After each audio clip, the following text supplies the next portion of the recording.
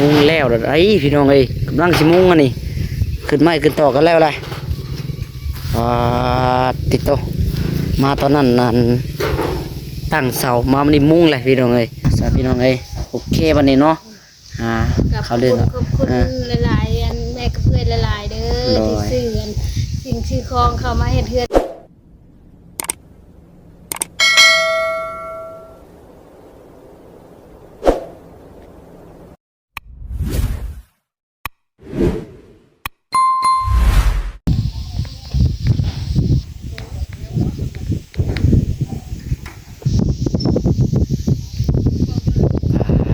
พี่น้องเอ้ย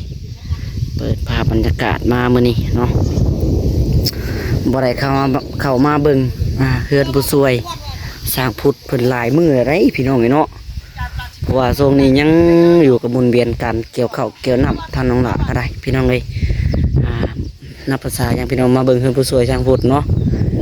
เฮือนน้องตุ้ยทองติดกระเบื้องก็ยังบ่แล้วพี่น้องเอ้ยยังเหลือบันไดก็ยังบ่ได้แล้วเนาะยังติดบ่ได้แล้วเถื่อพี่น้องเอ้ยเอาจังไรพี่น้องเนาะเขามาเบิ่งขึ้นมาช่วยตอนค่อยคำลงแรงพี่น้องเอ้ยหลังจากมาแต่เกี่ยวเข่าเกี่ยวน้ำอยู่หน้าน้องจ้อยเนาะพี่น้องเนาะเกี่ยวเข่าน้ำหน้าน้องจ้อย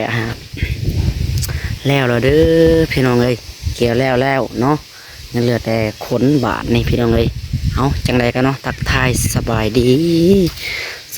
และสวัสดีพ่อแม่พี่น้อง FC ที่หักแพงสุขุสู่คนพี่น้องเอ้ย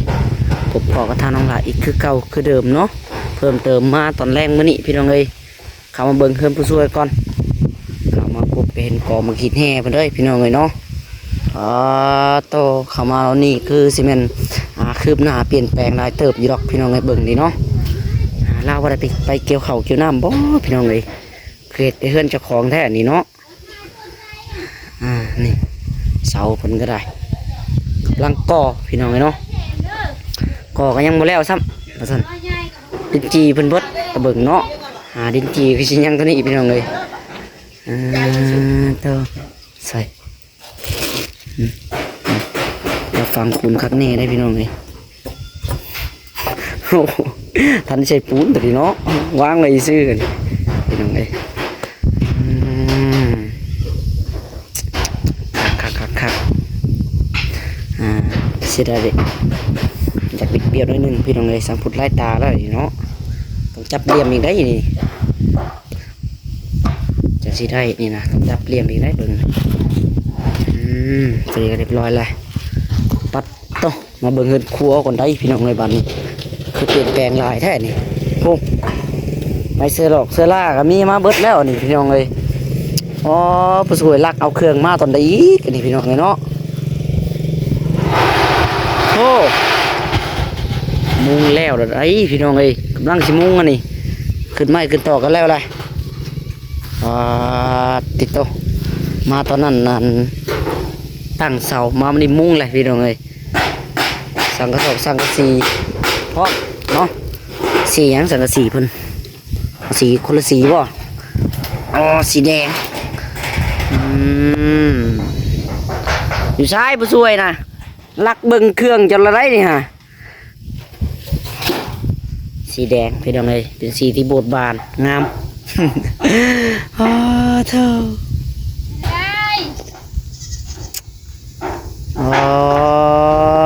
โต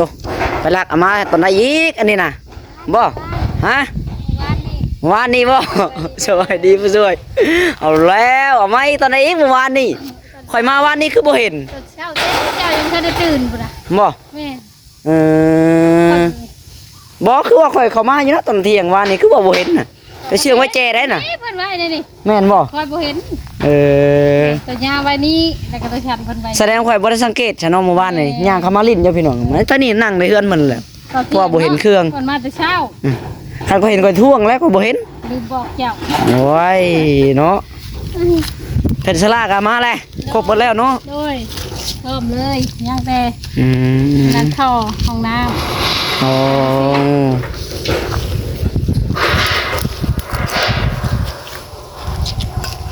ครับเป็นยังไงตัวนี้คือเป็นขอบสีแดงจ้ะบ่สวยคิดว่าเอาขอบสีฟ้ากัน ฮะ เพิ่นหลง หลง โดย หลง โอ้ยเนาะ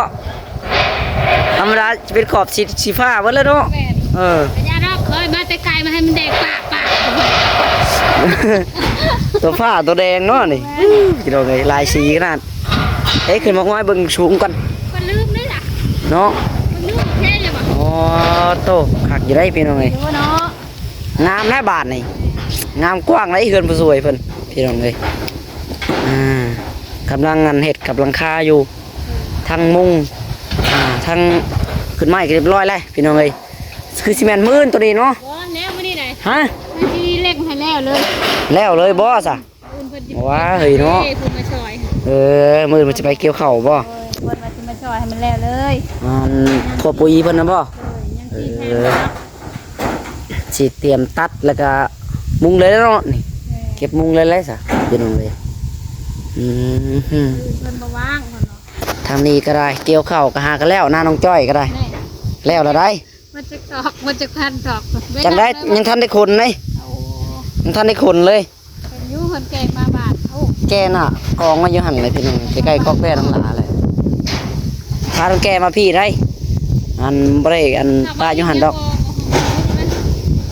เดี๋ยวแล้วเราก็แกเข้ามาพี่น้องเลย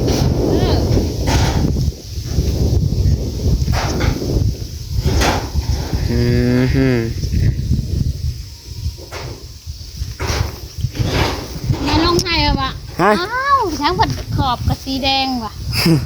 นั่นแหละอย่างวะ คนลงว่ะขอโทษว่ะนี่ให้ได้เปิดขอโทษแล้วเนาะ สั่งมานำไผ่ เพิ่นสั่งน้ำมันแม่เวียดนะได้หาย อ๋อคิดว่าน ข้อยก็ยัง ำคือบ่เปลี่ยนซะเนาะคือบ่เปลี่ยนซะ เอาเปลี่ยนได้เพิ่นแทกเอามาใหายแบบนี้ลูก เอ เพิ่น อ ก็เปลี่ยนบ่ได้ เพิ่น แล้ว ตั เนาะ ดแล้วเนาะ ตัดแล้ว เพิ่นตัดเพิ่นอันนี้มาเลยผลิตมาจากโรงงานแหละ ผลิตมาจากโรงงานแหละค่ะ คาเช็ดกับคือสิทิมของเพิ่นแล้วบัดนี้เนาะ แม่นแล้วเพิ่นก็ลืมได้ เอาอีกดาวเนาะ ลืมเพิ่นว่ะขาดเนาะ นี่ตามซอยเอาน้ำเพิ่นซะเนาะ แม่น ก็เกินพี่น้องเอ้ย ก็ว่าขอโทษ ลาวก็ได้ ลืมเพิ่นว่ะ คันสิป้ากับพริเสียของเรามันนี่แนวตัดแทกใส่กับตัวนี้เบิดเนาะ สั่งมาแต่ชิโน ขอบข้างกับน้ำเพิ่นเบิด แม่น เพิ่นเป็นคนเหยียบมาให้เรียบร้อยเนาะ โอ้ยลังนี่บัชีแดงลังนี่บัชีขาวกระยาน้องเนาะ พยาน งามอยู่เนาะ มันบ่หัวใส่หัวแล้วพ่อนะ ค่ายของน้องหมายเนาะ อืม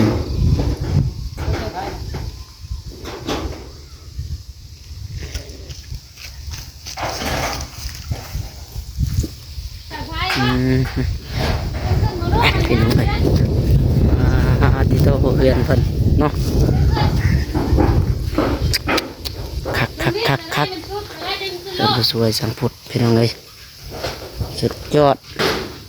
เลาะเบิ่งรอบๆก่อนนะเนาะพอแล้วตัวนี้ก็ได้เนาะ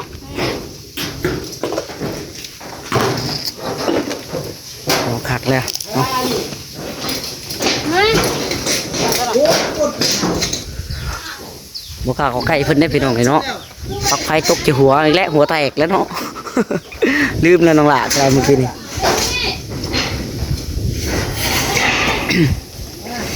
อ๋อสิยืนหรือบ่นั่นน่ะครับสันขากล้องบ่ได้มาพี่น้องเอ้ยไปสิได้จับซอยเพิ่นก็ได้เนาะขากล้องน้องหล่ะลืมอยู่เฮือนพุ่นราคาน้องวีพวกพี่น้องเอ้ยใช้มือจับเอานี่ก็ได้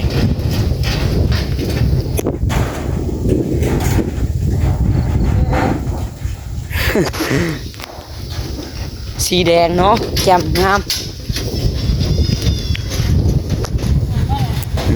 งาม สังกะสีเลยนะแดงคือเก่าลบกันเลยแล้วก็ใหม่ใ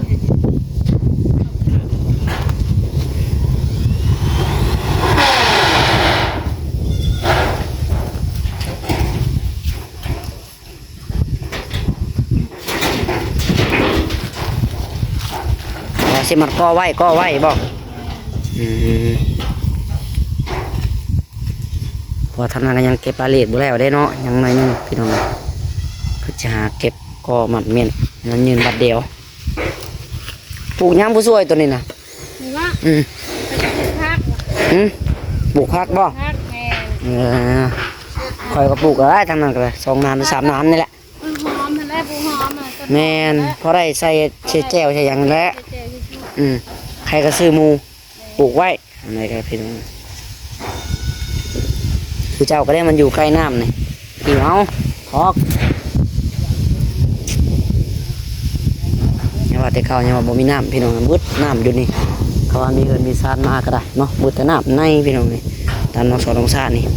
ขี้คันสูบคือผู้ช่วยนี่ก็วายโดดต้วมโผล่ขึ้นมาแล้วอาบน้ำโดนหนีบ่ได้ยากผู้ช่วย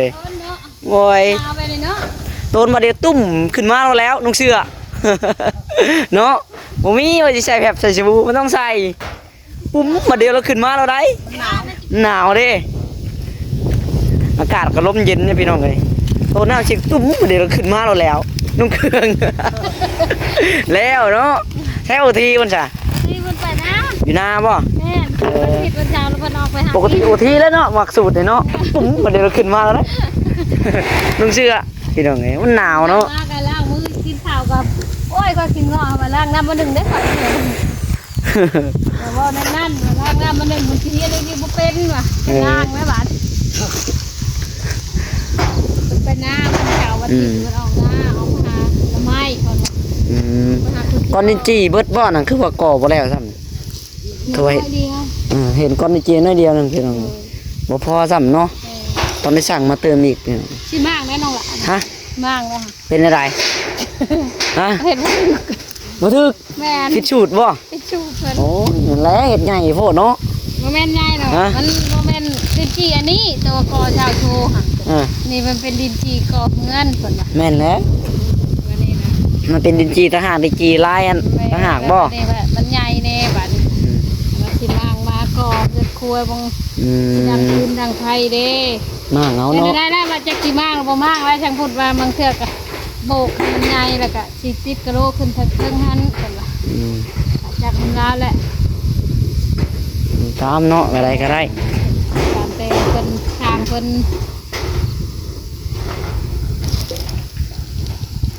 ว่าจะมากว่าเสียดายปูนหั่นนะ จังไดเจ้าได้ฉาบ่ได้เกี่ยวเข้าบ่ประสู ยังพอเกี่ยว เข้ายังพันชุกบ่ เออ อืม เขาหน่อยเดียวนึงหรอก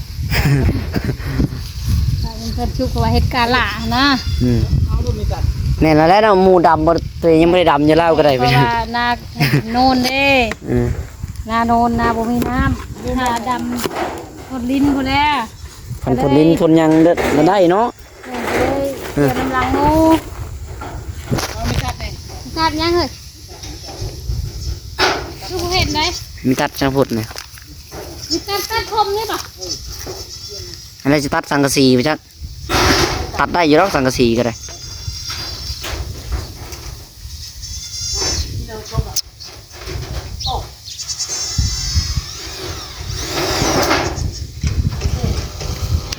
โตพี่น้องเลยเนาะเพิ่นผู้ช่วยสังพุทธพี่น้องเลยสุดยอดน้องหลากับอะไรมาเบิ่งโอ้ยหลายมือพอสมควรพี่น้องเลยซูมนี่ยังคักเก็บเขาวเก็บน้ำคือน้องหลาว่าไปนั่นแหละพี่น้องเลยยังคนเขาคนน้ำอยู่พี่น้องเลยโต เป็นไร ฮะคักอยู่ได้ล่ะ กว้างขึ้นกว่าเก้าบาทนี่เนาะโอ้ตัวก็เอามาใหม่เนี่ยเกือบจะซ้ำกับตัวลังใหญ่เลยเนาะแหละ คักลีจังหวดเลยงามแน่มึงแต่ไกลให้งาม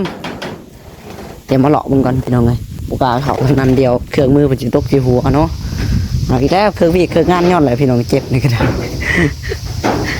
เอามึงโอ้ย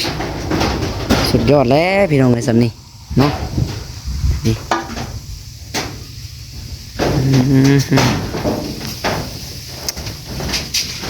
เรือนครัวห้องน้ำเพิ่น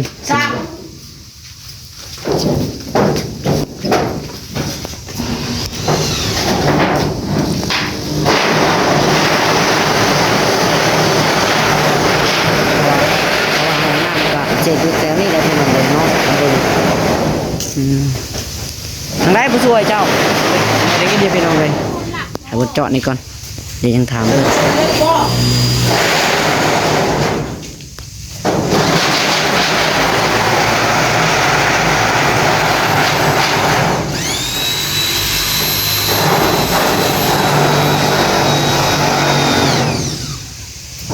เขาอีก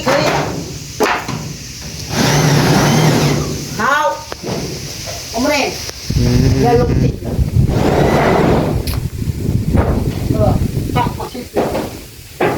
จังได้ผู้ช่วยทั้งได้วันเจ้าเช็ดอันห้องน้ำเจ้าวันฮะ อ้าว เกาะมานี่ ก็ออกมานี่อีกบ่ โอ้ย เออตัวนี้จะเป็นประตูอันนี้เนาะออกจากเฮือนครัว แม่ ห้องน้ำจะออกมาพี่อีกเออ ว่า ห้องน้ำชิวบนนี้ โอ้ย คุมแล้วชิวแถวๆนี้เนาะ โอ้ย เออ แม่ในใจ พอคิดว่าติดอยู่ในหันเลยได้บ่แม่นเนาะ พูดเลย ก็ออกมาพี่อีกพี่น้องเลยเออตัวพี่เสรีดีแท้ผู้ช่วยเนาะอ๋อโอ้โธ่พี่น้องเลย ประตูเลย คักงามก็จะก็ออกมาพี่อีกพี่น้องเลย เป็นไปบ่เนาะ ฮะ ใครที่แช่ห้องน้ำอยู่เองแล้วก็คือบ่ ตอนนั้นเป็นคือครัวเลยเนาะอ่า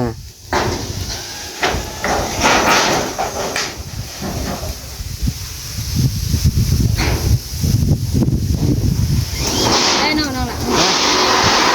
เดี๋ยวขับรู้นะ ไปแดง เออพี่น้องเลยโทรไปซะพี่น้องกันเนาะโอเควันนี้เนาะได้ยังชวนเพิ่นกินมื้อนี่เพิ่นสร้างมันกิน ครบ โอ้ยกบ โดย ว่าสุดยอดทั้งนั้นแหละเนาะอาหารพื้นบ้านเฮา ไปหาบ้านเฮา ปนกบปนเขียดเท่านั้นแหละพี่น้องเลยเนาะข่อยยังจะกินแกงเขียดยังหายากอยู่มีแต่จะหาอยู่ตลาดอยู่ในช่วงนี้ แพงอยู่ตลาดกันเนาะ มีเพิ่นใช้เบ็ดอะไรก็ได้ใช้ได้ครบ บ่ปานใดอันนี่กบจะกินนั่นปิ้งเขียดหน้านะ เนาะ เป็นตาแซ่บอยู่ได้ผู้ช่วยเขียดงั้นมีมันเลย น้ำพักไปนะ เอามาปลูกได้เนาะนานพักก็ได้ น้องล่ะ ฮะ เป็นต้นแล้วนะเป็น เป็น ด ยั อง กเป็นหมากเลยนี่ พริกบ่ ของทาบุญมีเพิ่นนี่ เป็นดอกแล้วเนาะ แม่นได้หงเพิ่นสองต้น ปิดแล้ว มาชูดอาดาเพิ่น โอ้น้องดาวแล้วเป็นหมากแล้วได้ของดาว แม่คอยไปจะมีกระจุมกลุ่มอยู่เนาะของเราเพิ่นน่ะ เต็มเฮือนอยู่ เพิ่นน่ะสิฮอดหลังคาเลยได้ห่ะ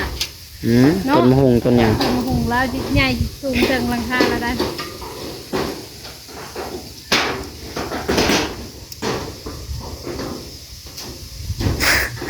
โอ้เท่า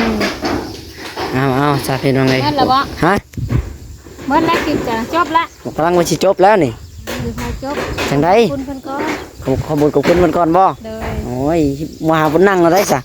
กำลังมาสิจบคลิปได้นี่นะ แล้วผมให้จบได้เวลาได้ขอบคุณ มีการขโมยขอบใจพลักผู้ใหญ่ไปอีกเนาะแล้วทีละบอกขอบใจบ่ หยอกว่าอะไรกันพี่น้องเลย จะหาบางไรบางนั่งหารถ นี่ละแล้ว แค่อย่าไปตู้มันเขาเฮ็ดเวียกนะเนาะ แม่ หัวแตกเลยบริคุ้มเลย เอาอีกแล้ว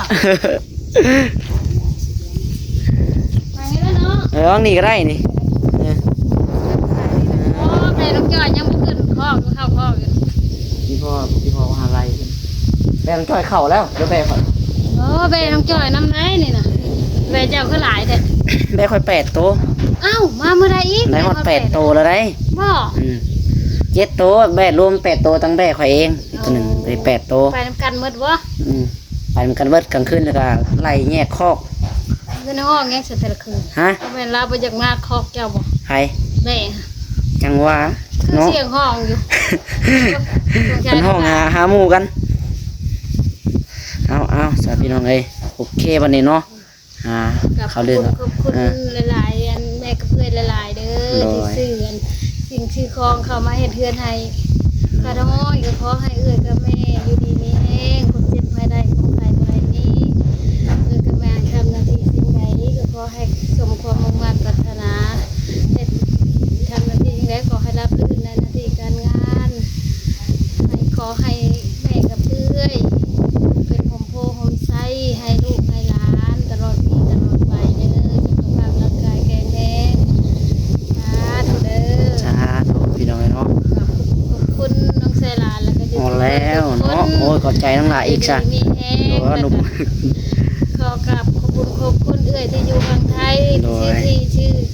ทางให้ผูกเพื่อนผูกบ้านเนาะขอให้เอื้อยอยู่ดีมีแห้งเด้อผมเจ็บภายใดของใครภายมีเด้อเด้อเอื้อยทำหน้าที่สิ่งใดขอให้สมความมุ่งมั่นปรารถนาขอให้ราบรื่นใน วยตลอดปีตลอดไปเด้อเด้อสา สาธุพี่น้องเนาะสาธุพี่น้องเอ้ยโอเคบัดนี้เนาะจังไดก็ดีมุกดีใจนำผู้ช่วย โอ้ย ค่อยคิดว่าเจ้าก็สิเงียบไปเลยแล้วเนาะกลับมาอีกพี่น้องเอ้ยลาวก็ได้ โอ้ย ได้มาเฮ็ดตื่มจังไดก็ดีมุกดีใจนำพี่น้องเอ้ย ขอบคุณเอฟซีทุกคนเนาะ โดย ที่บ่ลืม โดย ที่ยังเป็นเอฟซีแห่งใจ โดย เป็นแห่งบันดาลใจให้เนาะ โดย ให้ช่วยอันลุกขึ้นมาต่อสู้ใหม่เนาะน้องหลา โดย ผู้ช่วยกับบ่ขึ้นว่าสิมีในวันนี้ถ้าบ่มียูทูบเบอร์แล้วก็เอฟซีทุกคนแล้วก็บ่มีแม่กับเอื้อย ก็คือสิบ่มีเนาะ คือสิบ่มีในวันนี้ขอยก็เลย โดย ขอให้เอฟซีทุกคนและยูทูบเบอร์ทุกคน โดย พ่ออันแม่แล้วก็เอื้อยกับแม่อยู่ดีมีแห้งเด้อสาธุ โดย เอาพี่น้องเอ้ยเนาะ เนาะมันตื่นเต้นบ่ยังบ่ได้หลาย เอาพิษบ่ถือแล้วเนาะ ปิดบ่ถือกาแฟกับบ้านแล้ว โดย แม่ จักสิคิดอิหยังออกไม่เด้อโอ้ยดีจุกดีใจอะไร ดี พี่น้อง ใจ เอ้ย แล้วก็ เนาะ ตื่นเต้น อ่า ดีใจคือว่าบ่เคยได้บ่เคยมีเนาะ โดย เอ้าเบิดบ้านเบิดเมืองเพิ่นบ่ได้มีไรเนาะ ไปคือ เพื่อจะหาเงินคำได้บ่ได้ง่ายพี่น้อง บ่สิบ่มีในวันนี้นะน้องล่ะ คือเฮานี่ล่ะเพื่อจะหาเงินอุ้ยไปซื้อกับพริกเป็นนัวยัง ซื้อย าก หาเงินซื้อยาปัวลูกก็พอแห้งแล้วน้องล่ะ โดย ข้าวซื้อน้ำกิน อ่า ก็ว่ายังพออยู่รอดได้ก็บ่คิดว่าสิได้แบบนี้นะ โดยค่อยก็พ่อค่อยเจ้าก็พ่อเจ้าอะไรค่อยก็ยังอันนี้อยู่พี่น้องในช่วงนี้ก็ได้ ยังอันเป็นอะไรปะใครแน่ล่ะบ่ คือว่าให้ลูกย่างอยู่วังแรงนี่ลูกย่างได้แล้ววังแรง คอยชาว เป็นย่างไปเข้าห้องน้ำอยู่ คอยชาวไปหั่นแล้วเพราะว่า อืม จังน้อยเด็ดจังน้อยหนาวไปนี่นะ เพราะว่าเราเป็นย่อมันจะขึ้นย่อนี้เราอยู่ในหันได้เสียงเพลง อืม เพลงดังแหละ เพลงดังเพิ่น อันนี้ งานดองเนาะ อืม เราเลย นอนบ่รับบ่ แต่คอยก็ยัง เรานอนมาแล้วมันเสียงมันดังแห้งเลย แม่นคอยหาอยู่คอยอยู่พี่ก็ยังบ่นอนบ่รับ ขนาดเฮายังพอแห้งเลย เนาะ ขนาดพวกเฮาบ่ได้เป็นมีช่างยังหนุ่มยังน้อยหันอยู่เด็กเล็กหน่อยยังป้าตก ข้อยบ่ได้คอย นับงบเลยได้ คอยบ่ได้ไปจำได้หมด อ่า น่ะคอยไปดึกเลยคอยเจ็บตาคอยอยู่ดึกบ่ได้มีแต่ไปตอนกลางเว้นเอา โดยอันนี้มันอยู่ใกล้คันสิป้าเพิ่นมาป้าบ่ได้บัด แม่นมัน ได้เพิ่นหา เนาะ ก็กับเพิ่นฮอดอยู่ พอเฮือนติดกันเลยบัดนี่ คันสิป้าเพิ่นก็ว่าโพดโพอยู่เบิ่งนำเพิ่นแน่ คืนเหมือนกัน อ่า ไปอึดแต่นอนบ่ได้ไปฮอด น้อย หมู่สิอยู่ชวนเล่นชวนจังน้ำหมู่แล้วก็พอก็เลยหลีก อืม ไปกลางคืน นั่นแหละ ตอนเช้าเอา มีแต่ว่าบ้านหน้าก็อันนี้แหละพี่น้องเลยครับว่าปัญหาก็มีแต่หาให้หลีกเอาแล้วบัดนี้แหละไปก็ไปอยู่ไปเล็กน้อยแหละบ่ให้แม่เพิ่นอยู่ดอก กั มัน นเราบ่ไปก็ช้ำไปเพราะว่าได้ยินเสียงเนาะ เราบ่ได้ไปได้ แม่ อยู่ในเฮือนน่ะ อยู่ในเรือนก็สิเรือน ติดกันอีกเนาะ ใช่ค่ะติดกันเนาะใช่อยู่เรือน ยังสิ เอง ยังสิบ่ได้ยินเนาะ แม่นโอ้ยป่าที่เป็นลมเป็นแรงนี่แหละว่าเป็น เราบอกมาพี่นะมื้อนั้นน่ะเขาน้องพี่ก็คือชีวิต จะเอาใครแน่เนาะ อืม เอาออกมากันแล้วก็บ่อยากออก คือว่าแล้วอีเมลบ่อยากออกมาพี่บัด ลูกหลานหาเนาะหอดเรือนหอดชานหอดทันใด เราอยู่พุ่นบัดเรา เพียงเมื่อวานนี้ค่ะว่าครูว่าน้องจอยไว้แม่เป็นวิทย์เพิ่นว่าผู้ช่วยเอ้ยแม่ผู้ช่วยว่าแม่เป็นวิทย์เขาเป็น เราว่าว่าไม่ใช่คือมีคนขุดแต่งหยิกเมียนน่ะลูกบ่ได้เราอะ เราบูมือจำได้วันน่ะบูมือไปถ่ายคลิปซ้ พอ ำเรายังบ่จักทีบเลยได้ ก็หนักวันนั้นเนาะเป็นแหงวันนั้น แห้งเติบได้ ดังนี้เดี๋ยวค่อยไป ทำบ่ น วั อน น ทงนัดแล้วแหวะใช่เพิ่นแล้วว่า เราบ่ฮู้จำว่าไผโชมข่อยเราอ่ะ จะค่อยยืนค่อยซ้ายน่ะ เราถามข่อยไผโชมข่อยเอาข่อยเรา เออ ไผอุ้มข่อยไปเข้าองค์หมอเราเอาบ่สงเอาบ่ หนักวันนั้นเนาะ เราบ่ฮู้เลยได้เราถามข่อยเบิดมื้อเช้านี่ เออ ข่อยก็นั่งเว้าบ่สงโอ้ บ่สิถึงก็เถื่อแล้วบ่หนักวันนี้เนาะเพราะว่าฮู้มื้อยังฮู้มื้อของคน วันนี้บ่ฮู้มือทีบเลยเราอ่ะบ่จักซะว่าหมู่โจมขึ้นรถตอนไหนเราอ่ะ จังว่าแล้วว่าน้ำตาลขึ้นชูงบ่ อ่า ได้ยินแล้วแอนเวทนี่ทับกับเรา เขากวดเลือดว่าอันน้ำตาลมันสูงบอกว่า200ปลายพวกเราบอกปอดเกือบจนดิซอกเราได้เขาว่านะ ทานน้ำ คัน ตา ซ่า ล กว่านี่นะจักสิว่าได้ไร ทานหงมอไก่เนี่ยเนาะอันนี้พวก ไอ้นี่มันขี่รถไทยยังพอแห้งหรอกบ่ช่วยรถไทยก็ใส่เอาอยู่อยู่เขย่าอยู่ปอดโต หงมอก็อยู่ไกลแน่ มันสินั่งรถจักรบ่มันนั่งบ่ได้บาดนี่ เป็นจังบุญว่าลูกหลานยังอยู่เนาะ ลูกหลานยังอยู่น้ำลาวหลายคนนะ อืม ก็เลยอยู่ผู้เดียวหันพอแห้ง โอ้ยเขาว่าน้องวีบ่เห็นเขาแห้งอันนี่ก็ได้ บ่ น้องวีอยู่ในฮะในเฮือนนี่ เออ นั่งแล้วนั่งอยู่แล้วนั่งอยู่โต๊ะน่ะ แล้วว่า ดีบ่งายหลังล้มน่ะมันปุ๊บไปทางหน้าแล้ว อื อ่ะ มแล้วว่าคันไม่ค่อยยืนน่ะค่อยตายเลยแล้วอ่ะ อืม ไม่ค่อยประสบค่อยนั่งแล้วอ่ะ แล้วนั่งไปจนปุ๊บลงไปทางหน้าแล้วอ่ะคือบุบไปงายหลังแล้วใช่มันหัวแตกตกพื้นน่ะ แล้วว่าอ่านลาวเป็นละเล็กน้อยคือกูเทื่อเขาก็บ่ได้ออกไปเยี่ยมเพิ่นเราบ่ได้ออกไปเยี่ยมเพิ่นบ่เราว่าเกือบค่อยตายเพิ่น นักไหนมานี่นัก อืม เราจนห้องหมอไปชักยาบนรถไถเราบ่อยากลงเราบ่เป็นลงเด้ เออลูกลาบัดผ่าตัดแม่เนาะ อืม แล้วแบบแข็งแรงก็ได้ได้ บ่ตะกี้ก็แล้วอีเมลเริ่มตุ้ยขึ้นเลย แม่ เราเพราะว่าเราก็บ่ได้เฮ็ดเวียกปานใดนี่ก็บ่ได้ค่อยให้เฮ็ดเวียกแน่พอเฮ็ดเวียกบ่ได้เด้ แม่ มีแต่อยู่ในเรือนแล้วก็ จมหนัก เบิ่งเครื่อง ได้แล้ว แต่ว่าอ้วนขึ้นพี่น้องไอ้นี่แล้วอ้วนขึ้นแล้วจังมันมีน้ำตาลขึ้นหลายเขาว่าท่านหมอเพิ่นว่าเอาซะโอเคบัดนี้ค่ำแล้วพี่น้องเอ้ย 5 โมงเลยขอจบคลิปมื้อนี้โอ้ยหามน้ำในได้ข่อยก็ได้นึกกว่านี้ก็สิไหวได้คือเคยว่าแล้วเจ้าโดดปุ้มแล้วบ่เดียวมันขึ้นมารถ เอาจังไดก็พอแล้วพี่น้องเราเรื่องเศร้าเลยเนาะเอาสบายดีผู้ช่วยพี่น้องเอ้ยเราแล้วมันสิยืดยาวพี่น้องเอ้ยเนาะเอาจังไดก็อยู่ดีมีแฮงเบ่สุขทุกคนพี่น้องเอ้ย กันเทื่อหนึงเนาะ โดยสบายดี เนาะจักคิดว่าอยู่ไดพี่น้องเอ้ย เป็นเกี่ยวข้าวน้องจอย เออ เกี่ยวข้าวเจ้าเองขอกันอยู่บ่ค่อย ยังหลายอย่างพี่น้องทั้งหลายก็แล่นกับเวียกนี่โอ้ยเนาะเอาโอเคจ้ะพี่น้องในสำหรับคลิปนี้ก็ได้น้องหลายสิขอโตวไปก่อนพี่น้องเอ้ยจังไดก็อยู่ดีมีแฮงเบ่สุขทุกคนนะพี่น้องเนาะเอาสบายดีพี่น้องบ๊ายบาย